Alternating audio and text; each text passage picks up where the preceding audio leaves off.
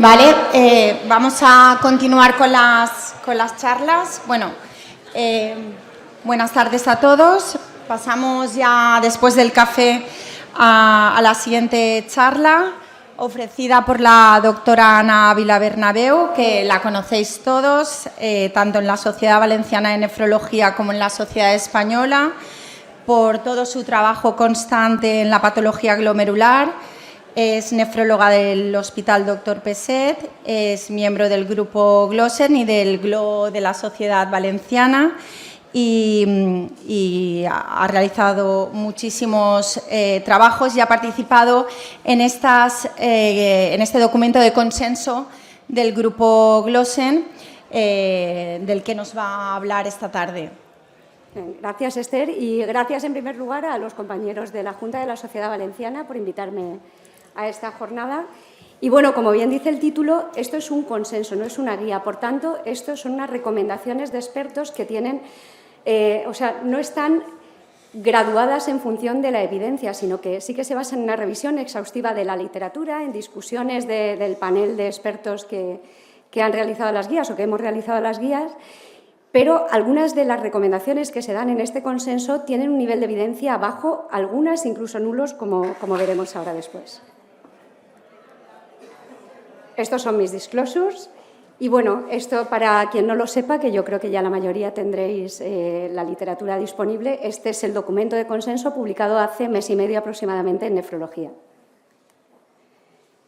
Este documento es muy amplio, es muy extenso, tiene mucho para leer, pero bueno, nos centraremos fundamentalmente en una serie de puntos clave que son los que veis aquí. En primer lugar, hablaremos un poquito, no mucho, sobre el diagnóstico, los objetivos del tratamiento, hablaremos algo sobre las medidas generales que se dan en los pacientes con nefritis lúpica, el tratamiento inmunosupresor y, por último, cómo manejar algunas situaciones especiales. Bueno, el diagnóstico no vamos a entrar en exceso, lo sabéis todos, un paciente con lupus habitualmente seguido en una consulta de reumatología o de medicina interna, que en una analítica de control se observa que tiene proteinuria, hematuria, con o sin deterioro de función renal. En ocasiones no es la vía de entrada, sino que es un paciente que aparece en la consulta de nefrología remitido desde bien primaria o desde urgencias por hematuria, proteinuria, y al cual le hacemos una biopsia renal y cuando observamos que hay una glomerulonefritis por inmunocomplejos asociado a la presencia de autoanticuerpos sanas o anti-DNA positivos, con eso es suficiente para establecer el diagnóstico de nefritis lúpica, por lo que no hace falta que se cumplan todos los criterios de la Sociedad Americana de Reumatología para llegar a este diagnóstico. Pero bueno, el paso fundamental para llegar al mismo es realizar una biopsia renal. Y es importante porque, en primer lugar, nos va a clasificar la nefritis lúpica en unas clases histológicas diferenciadas que lo más importante es que, tienen relación con el pronóstico. ¿Vale? Estas son las clases, pero aparte de eso, la biopsia renal nos va a permitir encontrar otras alteraciones que no son las específicamente definidas dentro de las clases de la nefritis lúpica. Pero bueno, cuando tenemos un paciente con esta patología debemos tener en cuenta, y en eso es fundamental nuestro papel como nefrólogos, en que no todo lo que nos vamos a encontrar es nefritis lúpica, ya que la proteinuria que tienen estos pacientes pueden ser secundaria a la inflamación, pero también podemos encontrar modificación de la cuantía de la proteinuria en función de cambios de peso que presente el paciente, de modificaciones en la tensión arterial y de cambios en la función renal. También son muy importantes la modificación de la dosis de fármacos que van a influir sobre la hemodinámica glomerular, como son los bloqueantes del eje renina-angiotensina, los inhibidores de SGLT2, diuréticos, etc. También podemos encontrar alteraciones en el sedimento, hematuria, que no se debe específicamente a la actividad en la nefritis lúpica, ya que son pacientes que no están libres de poder tener, por ejemplo, una litiasis renal o infecciones urinarias, que son bastante frecuentes. Asociaciones de dos patologías diferentes, como la nefritis lúpica, por ejemplo, con alteraciones del colágeno tipo 4, y también pueden presentar nefritis inmunoalérgicas asociadas a fármacos. Y, por último, también estos pacientes pueden sufrir cambios en el filtrado glomerular en relación a la introducción de determinados fármacos antiproteinúricos o cuando tengan un fracaso renal agudo por causas independientes de la nefritis lúpica. Y esto es un aspecto que los que no son nefrólogos, internistas, reumatólogos que manejan el lupus y la nefritis lúpica, muchas veces no van a tener en cuenta. Por tanto, esta es una de las causas, aparte de otras muchas, que hace necesario que el nefrólogo esté involucrado en esta patología y que no debamos nunca desentendernos del seguimiento del paciente con nefritis lúpica. Bueno, pues bien, tenemos un paciente con las alteraciones que ya hemos comentado. Le realizamos la biopsia renal y, aparte de la clasificación en las distintas clases de nefritis lúpica, de la 1 a la 5 o a la 6, podemos encontrarnos otras formas histológicas, otros tipos de afectación, como son la podocitopatía lúpica. Podemos encontrar pacientes con microangiopatía trombótica asociada, nefritis intersticial. También se ha descrito la asociación con glomerulonefritis crioglobulinémica y con necrosis tubular aguda. Y es muy importante evaluar cuando aparecen estas alteraciones, ya que va a modificar el pronóstico de los pacientes. Aparte de eso, podemos evaluar el índice de actividad y cronicidad, que también va a ser muy importante a la hora de decidir el manejo de tratamiento, y también en el consenso se nos indica cuándo debemos considerar realizar una rebiopsia en estos pacientes. Y las indicaciones son las que observáis aquí. Refractariedad al tratamiento inmunosupresor administrado, cuando se mantiene la proteinuria, en ese sentido es fundamental la rebiopsia para valorar la cronicidad de las lesiones existentes a nivel glomerular.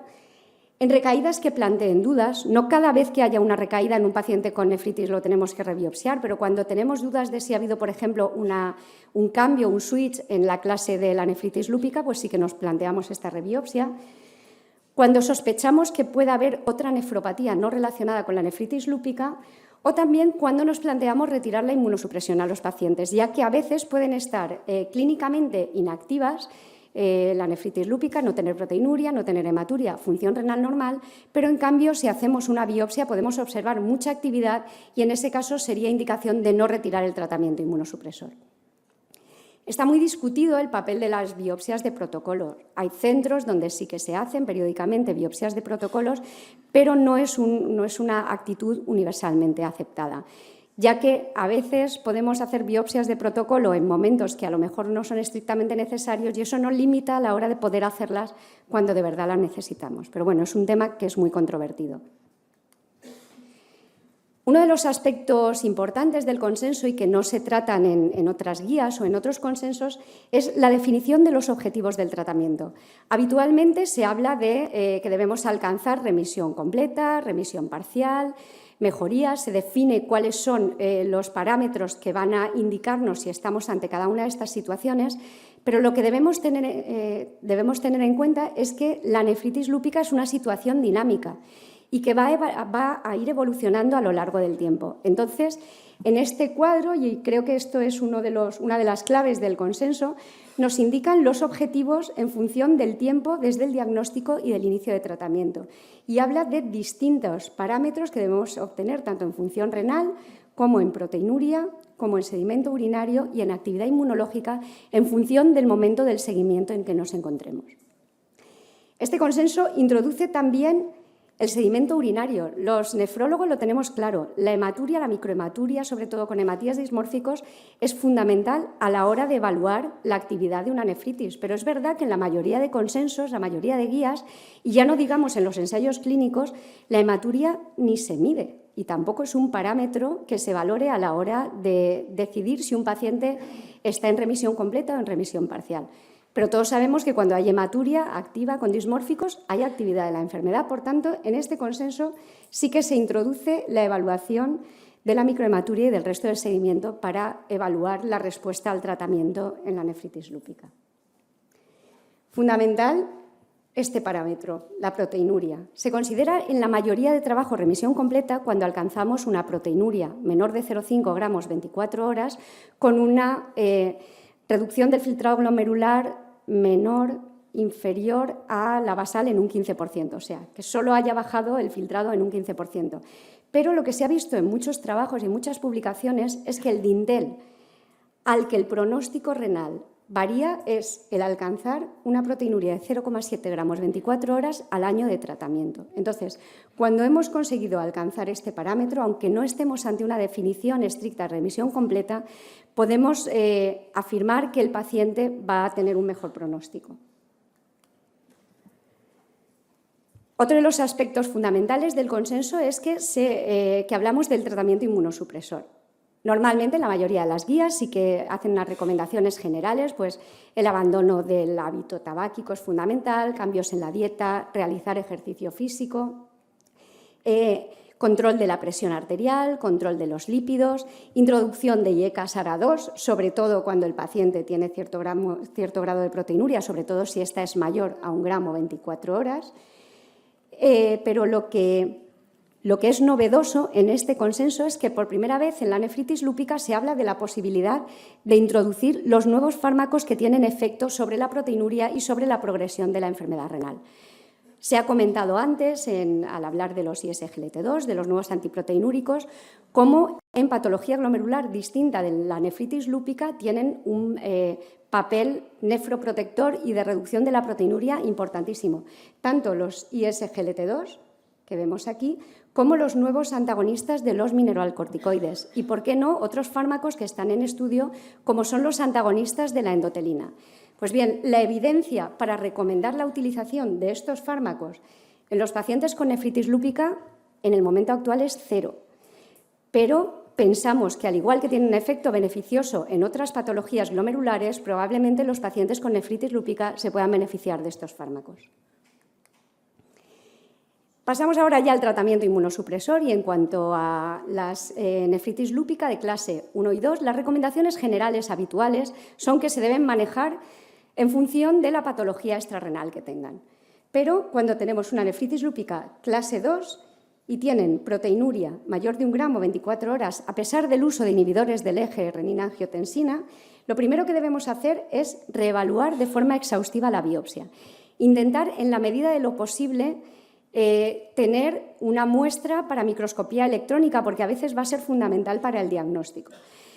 Si no la tenemos y realmente la patología es importante, podemos plantearnos rebiopsiar al paciente para tener esa muestra, ya que estos pacientes en algunos casos pueden tener una entidad que es rara, pero que aparece, que es la podocitopatía lúpica. Y si no aparece podocitopatía y confirmamos que es una nefritis lúpica clase 2, pero se mantiene la proteinuria por encima de 1 gramo, iniciaremos tratamiento con ácido micofenólico asociado a corticoides. En principio, al menos durante 6 o 12 meses y mantenido 6 meses adicionales. Esta es la otra entidad que os hablaba, la podocitopatía lúpica, que realmente es muy poquito frecuente, pero que cuando no encontramos una justificación clara para la clínica que tiene el paciente, a veces podemos encontrar pacientes con muy poquita o nula expresión en el sedimento urinario, con proteinurias elevadas, incluso con síndrome nefrótico florido. Y muchas veces puede obedecer a esta entidad. Claro, solo podremos llegar al diagnóstico muchas veces con la microscopía electrónica cuando vemos la fusión podocitaria. Y en este caso, cuando el paciente tenga una podocitopatía lúpica, lo debemos tratar como una nefropatía de cambios mínimos o como una focalis segmentaria. O sea, en principio, corticoides, y en pacientes que sean refractarios a corticoides o con recaídas frecuentes, pues introducir otros fármacos como anticalcidiurínicos, ciclofosfamida, micofenolato o incluso rituximab.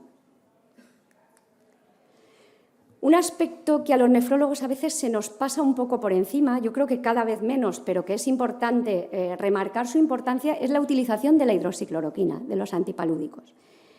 Todos los pacientes con lupus y con nefritis lúpica deben llevar hidroxicloroquina, salvo que tengan alguna contraindicación para el mismo. Como dice un compañero mío, no hay motivo para no hacerlo. Entonces, estas son las dosis de hidroxicloroquina recomendadas, en principio en el tratamiento de inducción, entre 4 y 5 miligramos kilo día o 400 miligramos 24 horas, para reducir posteriormente durante el mantenimiento entre 200 y 400 miligramos día.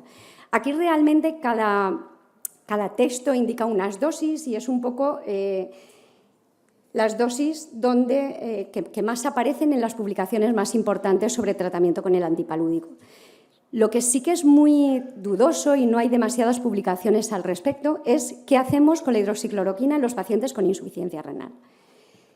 La hidroxicloroquina se metaboliza en el riñón y tiene una eliminación renal, entonces el sentido común nos indica que debemos reducir la dosis en pacientes con insuficiencia renal. Sí que hay alguna publicación al respecto que nos indica que una aproximación razonable sería reducir un 50% la dosis en pacientes con enfermedad renal crónica estadio 5 y en terapia de sustitución renal. Y se debe mantener ese tratamiento de forma indefinida.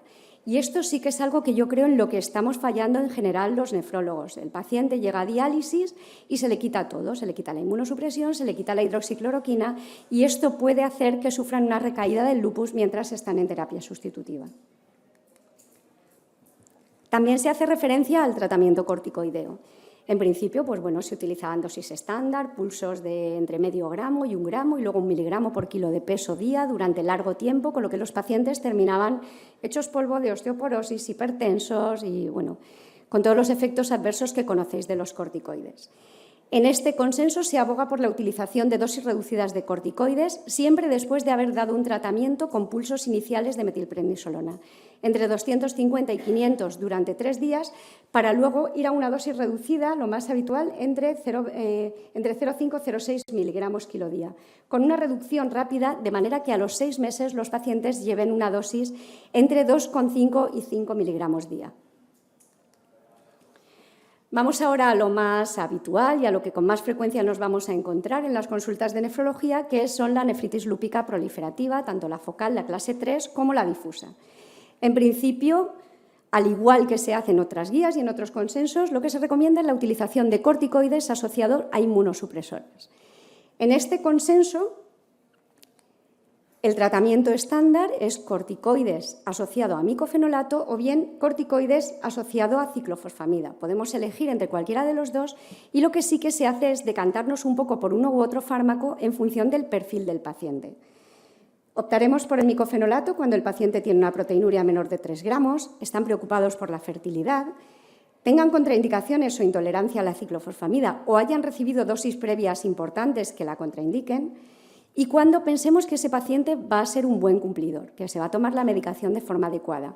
En cambio, vamos a optar por la ciclofosfamida en pacientes también con proteinurias por debajo de 3 gramos, pero que tengan un alto riesgo de no adherencia o de incumplimiento terapéutico, ya que aquí, como utilizaremos ciclofosfamida, de preferencia la pauta Eurolupus, que son los 500 miligramos cada 15 días, durante 3 meses, aseguramos el cumplimiento porque lo vamos a poner de forma intravenosa. También se recomienda en pacientes que tengan intolerancia al ácido micofenólico. Pero lo que incluye este consenso es que si en 2 o 3 meses no conseguimos reducir la proteinuria más del 25% y, sobre todo, si no hay mejoría de los parámetros inmunológicos, se recomienda añadir belimumab o anticalcineurínicos, según perfiles clínicos de los pacientes. ¿Y cuáles son estos perfiles clínicos? Vamos a verlo ahora, pero es que aparte el consenso nos indica que podemos iniciar triple terapia de entrada sin esperarnos ni 2 o 3 meses ni nada en pacientes que tengan estas características. Pondremos corticoides con micofenolato con belimumab en pacientes que tengan manifestaciones extrarrenales importantes, intensa actividad serológica, necesidad de reducir corticoides y recaídas frecuentes previas, ya que se ha visto que el belimumab consigue reducir estas recaídas y tiene mucha efectividad para conseguir reducir la actividad serológica y las manifestaciones extrarrenales. En cambio, se recomienda optar por los inhibidores de la calcineurina, ya sea ciclosporina, tacrolimus o el nuevo que está por llegar, que es la voclosporina, en pacientes que tengan proteinurias importantes, proteinuria por encima de 3 gramos o que tengan síndrome nefrótico completo, siempre y cuando el filtrado glomerular esté por encima de 45 mililitros minuto. También en pacientes que necesiten reducir corticoides y que en los que sea conveniente utilizar dosis bajas de ácido micofenólico. Se recomienda también una duración estimada del tratamiento, micofenolato entre 3 y 5 años, la ciclofosfamida 3 meses de tratamiento y luego mantenimiento con micofenolato. En caso del belimumab deberemos individualizar la terapia y los anticalcinurínicos durante 12-18 meses para luego retirar progresivamente a lo largo de 1 año. En general, en la mayoría de guías y consensos no está tan claro la duración del tratamiento y esto, desde luego, no es una guía que haya que seguir de forma estricta, sino simplemente es una orientación. Evidentemente, todo va a variar luego en función de la evolución del paciente. Estas recomendaciones se hacen para pacientes que tengan una evolución lineal y en los que vaya todo bien, que consigamos que alcancen al menos una remisión parcial, donde no empeore la función renal y que no hayan tenido brotes, porque ya cuando aparece un nuevo brote todo cambia. Estas son las recomendaciones que hacen las guías KDIGO para los pacientes con nefritis lúpica clase 3 y 4. Vemos aquí que lo único que dicen ellos es corticoides asociados a un inmunosupresor. Vete y busca, elige el que quieras, elige el que más rabia te dé, porque desde luego ni se establecen perfiles de pacientes, ni se recomienda uno u otro en función de la clínica que tenga. Por tanto, yo creo que sí que a los clínicos que vemos pacientes con nefritis lúpica nos puede ayudar mucho cómo están definidas las diferentes terapias en el consenso español. En cuanto al tratamiento de la nefropatía membranosa, cuando es una membranosa pura, se considera de forma diferente a cómo se hacen las clases 3, 4, ya sea puras o asociadas a membranosa. Aquí es fundamental evaluar el nivel de la proteinuria. Si la proteinuria es inferior a 24 horas, haremos el tratamiento como la nefritis lúpica clase 1 y 2. En principio, tratamiento general con antiproteinúricos, hidroxicloroquina siempre y esto, fundamental, nefrocardioprotección y tratamiento en función de las manifestaciones extrarrenales. Cuando la proteinuria esté entre 1 y 3,5 gramos 24 horas, pese a llevar bloqueantes del eje renina-angiotensina, se recomienda utilizar hidroxicloroquina asociado a corticoides y anticalcineurínicos. Y si en 2-3 meses no hay respuesta, considerando como tal una reducción de la proteinuria por debajo del 25%, se recomienda añadir micofenolato pasando a triple terapia. Pero en pacientes en los que la proteinuria sea superior a 3,5 gramos día o tengan un síndrome nefrótico completo, iremos a una triple terapia directa, utilizando corticoides, ácido micofenólico y anticalcineurínico, ya sea tacro, ciclosporina o buclosporina. Probablemente la ciclosporina sea la que menos se utiliza en los últimos años en estos contextos. 20, vale. El tratamiento de mantenimiento tampoco se aporta mucho más, simplemente se insiste en la necesidad de mantener todo el tratamiento general y se indica el tiempo en el que se recomienda cada uno de los tratamientos inmunosupresores con el objetivo de alcanzar remisión clínica y neurológica. Y vamos ahora a comentar ciertas situaciones especiales, como son, por ejemplo, los pacientes con nefritis lúpica refractaria. En estos pacientes que no hayan presentado una respuesta a la terapia inicial basada en micofenolato, podemos o bien cambiar a ciclofosfamida o bien añadir rituximab. Cuando llevaban ciclofosfamida de base, pues podemos aumentar la dosis o extender el ciclo de ciclofosfamida o también añadir rituximab. Con el Rituxi, a lo largo de los años ha habido mucha controversia, ya que en los ensayos clínicos no se conseguía, no se observó mejoría de la respuesta frente a placebo.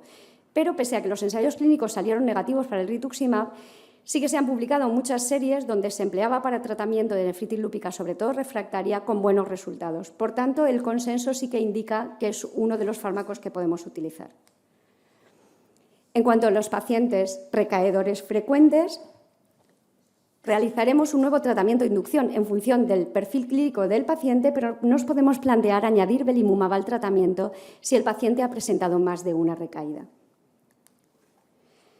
Una situación concreta que podemos ver en ocasiones es la presencia de microangiopatía trombótica en los pacientes con lupus. Y en este caso lo que debemos descartar son 3 situaciones. La presencia de anticuerpos antifosfolípido con un síndrome antifosfolípido, una PTT o un síndrome hemolítico urémico secundario o microangiopatía trombótica secundaria.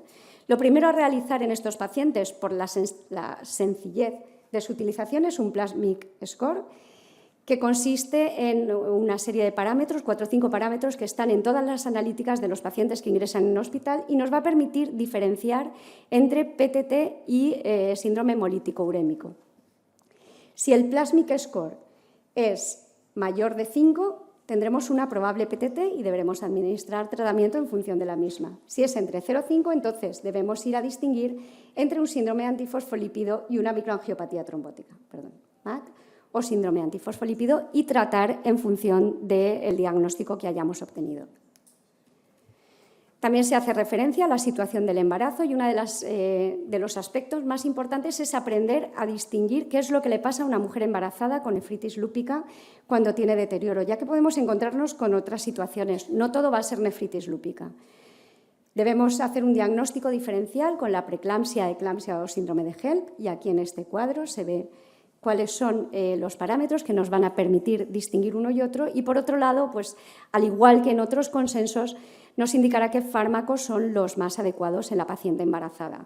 No se puede dar micofenolato, lo debemos sustituir por azatioprina. Es fundamental que mantenga la hidroxicloroquina hasta el final y se puede dar, si precisan, anticalcineurínicos. Por último, otras situaciones especiales es el paciente con nefritis lúpica que requiere terapia sustitutiva renal. Y estas son una serie de indicaciones que yo creo que es importante tener en cuenta.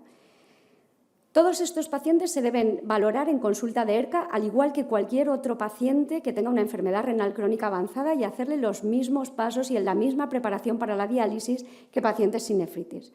Se les debe ofrecer cualquier modalidad de diálisis. No hay ninguna contraindicación para que tengan ninguna de las técnicas disponibles. Siempre, como ya hemos comentado, se debe mantener la hidroxicloroquina si es posible. Si se tolera, mantener el bloqueo del eje renina-angiotensina. La inmunosupresión se debe mantener al menos 6 meses tras el brote y posteriormente tenemos que intentar reducir la inmunosupresión a la mínima necesaria. Y cuando el paciente es candidato al trasplante renal, debemos saber que el trasplante es la terapia sustitutiva de elección, tanto el trasplante renal de vivo como de cadáver. O sea, los pacientes con nefritis lúpica no tienen contraindicación para el trasplante de vivo. Se debe posponer el trasplante hasta que al menos hayan pasado entre 3 y 6 meses desde el cese de la actividad lúpica, pero cuando el paciente no tiene actividad y entra en terapia sustitutiva renal por progresión de la insuficiencia renal sin que haya un brote activo, el trasplante se debe realizar lo antes posible, incluso anticipado. La recurrencia del lupus es rara y es raro también, aunque puede ocurrir en escasas situaciones, que condicione la pérdida del injerto.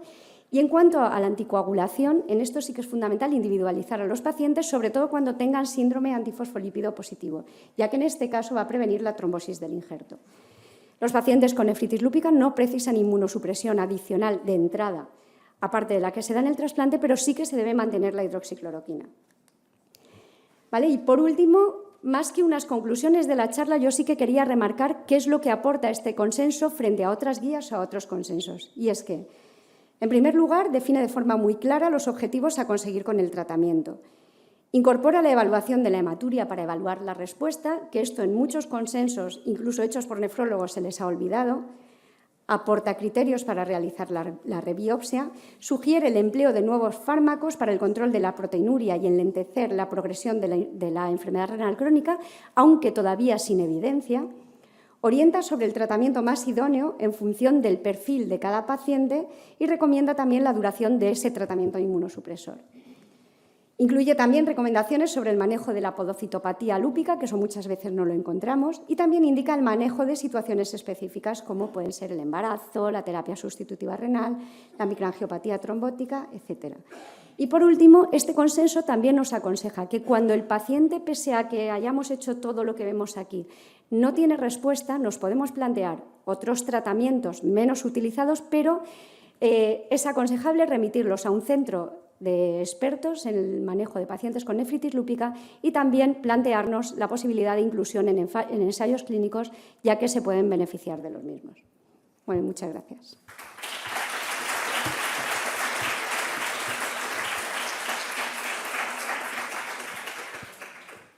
Gracias, Ana. ¿Alguna pregunta?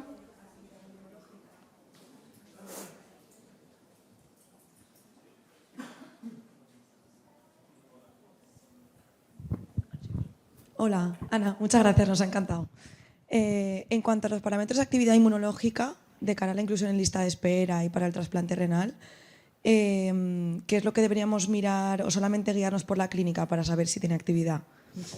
Es un conjunto de cosas, porque si tú tienes los parámetros inmunológicos, fundamentalmente son ANAs, anti-DNAs y complemento. No siempre que hay unos ANA positivos, unos anti-DNA elevados, hay actividad clara, la correlación no es directa, pero cuando tenemos pacientes que tienen actividad extrarrenal, que tienen una hipocomplementemia y que tienen ANAs anti-DNAs elevados, esos pacientes tienen actividad. aunque en ese momento no tengan ya han perdido ya la función renal y entonces no podamos evaluar si hay proteinuria, si hay hematuria y cómo. Entonces, fundamentalmente, clínica extrarrenal, anasantideneas y complementos.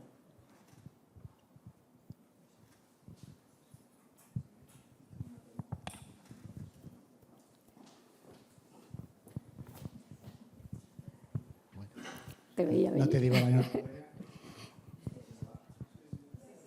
Vale. Tú que has estado en el grupo, la recomendación de biopsiar a la hora de quitar el tratamiento a una persona sin actividad inmunológica ni clínica es una recomendación real. Quiero decir, ¿la gente lo hace?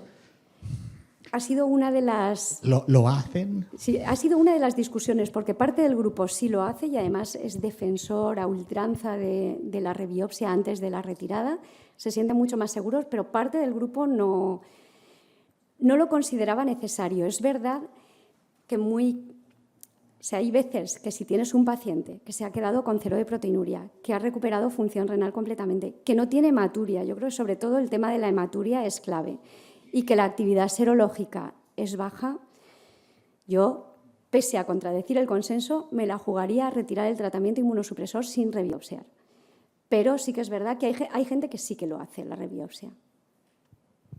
Y una última, cuando he visto el score de la PTT, si es más de 5 ya no hacen, ya indica no hacer Adams directamente, Adams 13. No, siempre es que se la hace. diapo, tal y como lo pone. Vale, siempre se hace el Adams 13. El Plasmic Score lo que te hace es que te da rapidez a la hora de tomar decisiones, porque es un score que lo haces en un minuto. Lo que me ha sorprendido es que parecía que si ya era positivo, por lo menos la diapo yo la he entendido así. Pues igual la figura no está del todo acertada, pero sí siempre se hace el Adams 13, porque pese a que hay una correlación muy buena entre el Plasmic Score y la actividad del Adams 13, no tienes un 100% de sensibilidad y de especificidad del Plasmic para distinguir entre PTT y SUA.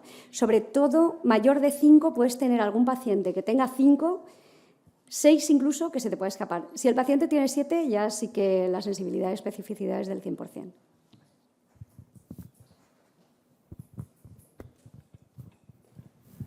Vale, ¿alguna pregunta más?